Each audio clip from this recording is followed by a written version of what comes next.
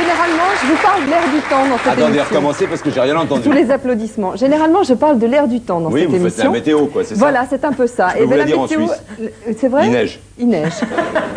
Il y a un microclimat au-dessus. Non, bon. L'air du temps est à la solidarité. Cette semaine, je voudrais vous parler d'un type absolument fou qui, depuis 3 ans, organise des soirées à but humanitaire, mais des soirées dingues. Et cette année, ça avait lieu samedi soir.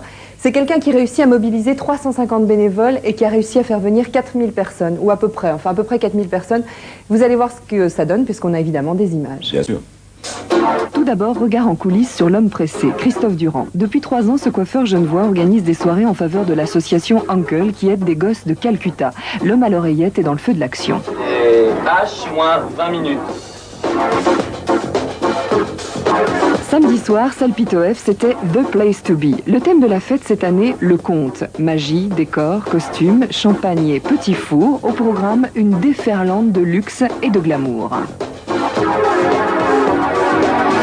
Faire la foire pour des enfants dans la misère, il n'y a pas un paradoxe, non? Il faut d'abord créer un événement qui suscite l'envie et l'enthousiasme des gens pour qu'ils se présentent à un événement et que même s'ils ne sont pas à 100% motivés pour Calcutta, même s'ils ils y sont même qu'après, en tout cas ils ont participé à une œuvre que nous, bénévoles et tout le noyau de gens qui travaillent là-dedans, eux savent pourquoi ils le font. C'est ça le principal, je crois, surtout.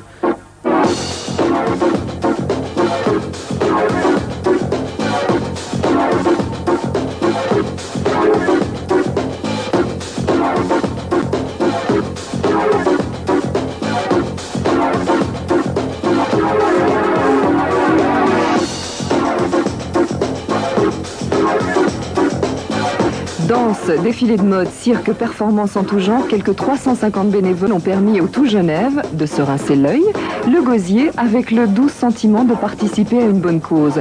À chacun sa motivation, reste maintenant à faire parler les chiffres pour savoir si enfin ceux qui ont marché sur la corderette pour que cette fête soit belle vont récolter les fruits de leurs efforts. En juger par le sourire de l'homme à l'oreillette, le but n'est sûrement pas loin.